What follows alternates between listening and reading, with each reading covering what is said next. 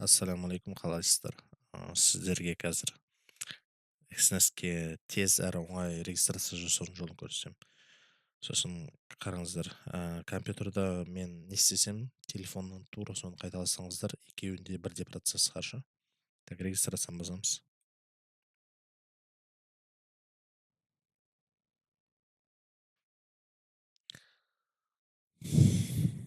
Так, country мемлекет, Қазақстан дейміз.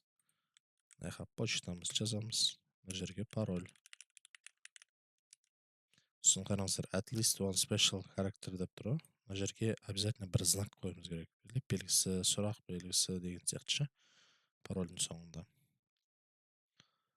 Либо басында өздеріңіз білесіз қаяқта. Главное бір не болу керек.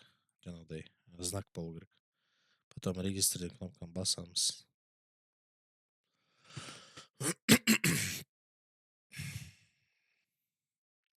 Так, бізге мынандай аккаунт предлагать етіп тұр, Demorial деп ше. Біз не істейміз? Неге кіреміз? Так, Personal Aria дегенге басамыз. Бізге бұл пока керек емес. Так, қараңыз, Personal Aria'ға келдік, дұрыс па? Бізге ең біріншісі ету керек.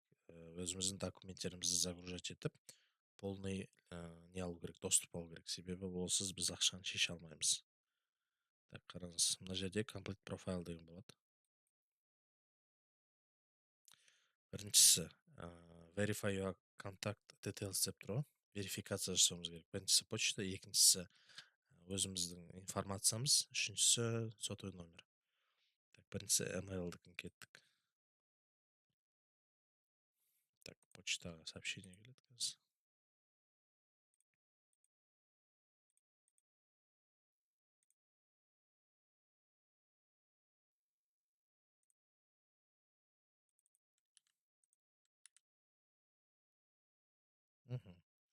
Одан кейін complete now-да басамыз.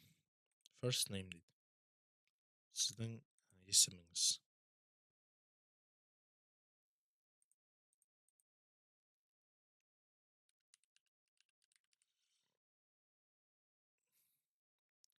First name-ге сіздің фамилияңыз жазасыз, last name-ге есіміңіз жазасыз.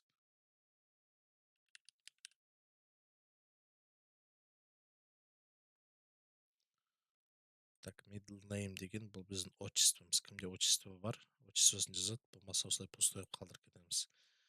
Бірақ қазір соңында кнопканы басқан кезде мына жер не заполнено десе, тек нүкте қойып кете береміз. Так, туған жыл, ай, күн. 15.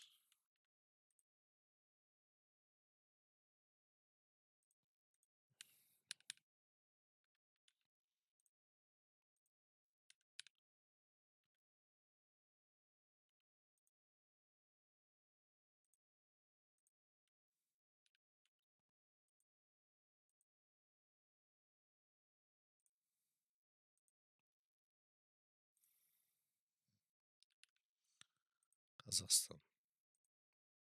Female. Female деген әйел кісі деген сөз. Male еркек. Мынау өздеріңіз түсініңіздер да. Так, your residential address деп тұр. Бұл жерде обязательно сіз пропискаңыз жазу керексіздер.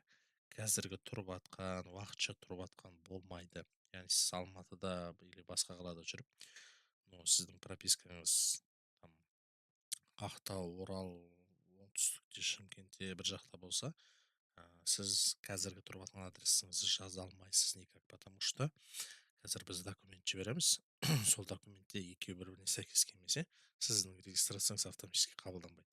Сол үшін обязательно регистрация жазамыз. Регистрацияның жаңағы сіздің пропискада данный момент пропискаңызға жерде соны жазамыз. Так. Алматы.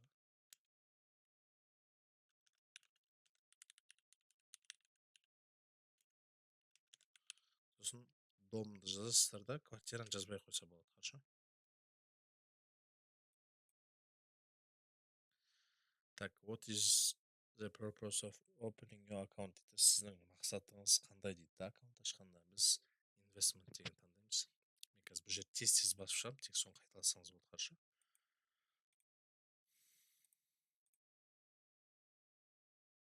Сосын мына жерде кім немен айналысса, соны өзіңіз таңдап аласыздар, хорошо.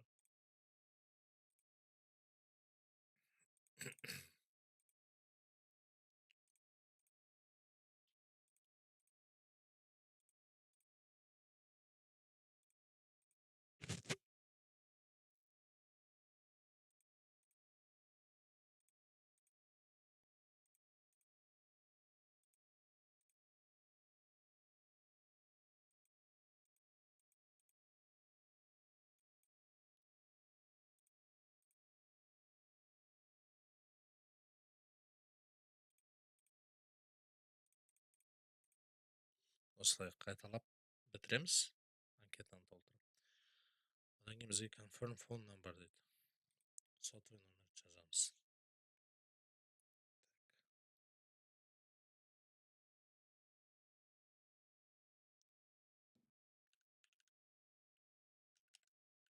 747 Так, код кетті.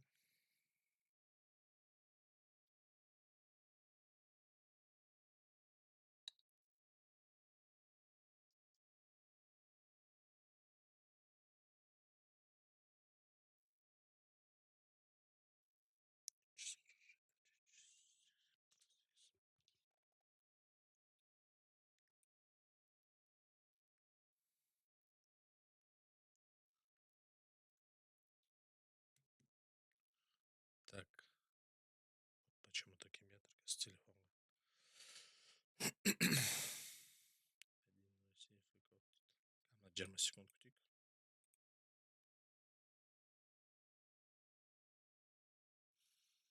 Тағы бір рет жіберу керек, болмаса басамыз.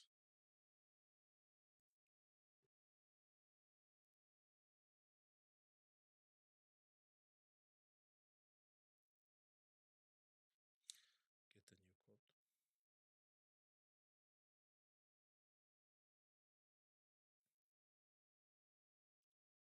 О, келді.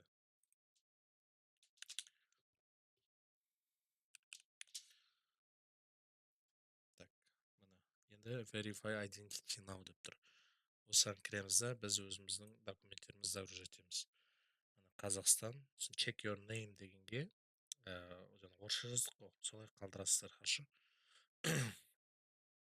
Так, upload your documents деп тұр. Документті загружать етеміз.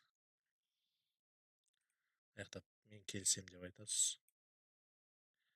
Одан кейін ID карт деген таңдаймыз. Кімде паспорт, паспорт таңдайды. Водительское удостоверение, обычное удостоверение и мынау адрес проживания. То есть прописка ғой.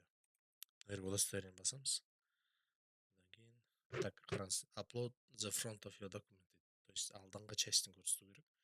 Немесе upload the back и артқы частьтін көрсетуіміз керек. Так, басамыз. Алдыңғы частьін аламыз. Одан кейін қараңыздар, удостоверениенің алды, арты бәрі четко түсірілу керек. Одан кейін ликтар, светтер, тым жақын, тым алыс болған жағдайда сайт қабылдамайды. Бұл жерде робот отырады. Адам қабылданбай отыр деп ойламаңыз, робот отырады, робот бәрін тексереді. Сіздің жазған данныйларыңызбен сіздің документіңізде бәрі совпадать еткен кезде ғана сіз регистрацияны өтесіз. Так, submit деген бастық. Так, your documents are under review дейді да. Сіздің документіңіз под проверкой деп тұр. Обычно. О, уже өтті. Так, қараңыз, біздің неміз өтті. Енді қарай, you need to confirm your residential address. Бізде енді прописка қалды.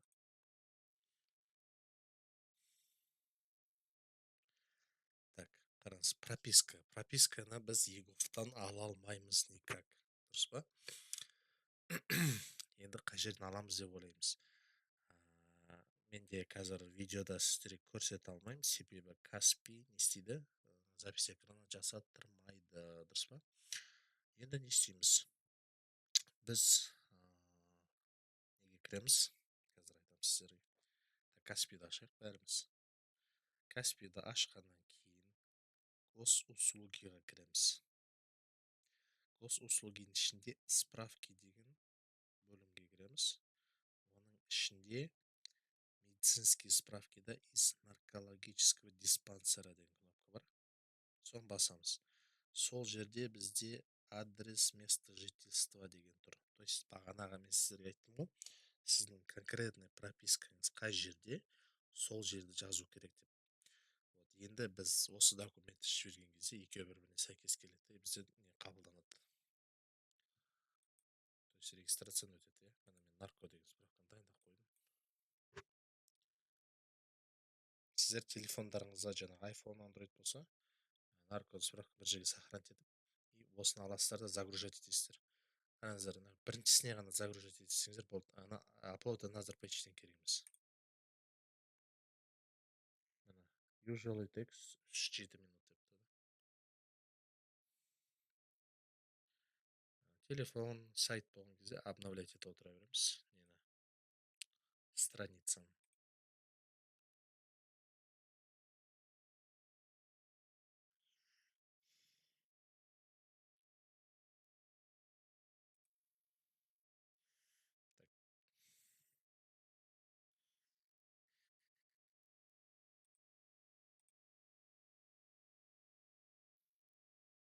Profile fully verified деп тұр.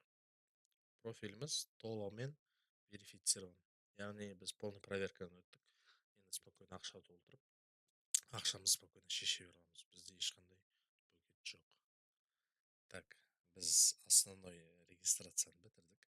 Енді келесі сабақ бізде счет ашу, реал счет, демо счет ашу. Соны қалай метаға қосу, немесе экстенстің өзінің терминалында жұмыс жасауды көрсетемін. Жаңағы аккаунттардың айырмашылығы бар, сол айырмашылықты сіздерге түсіндіріп беремін. Жаңағы счеттар, стандартный счет бар, про счет бар, бәрін сіздерге түсіндіріп беремін.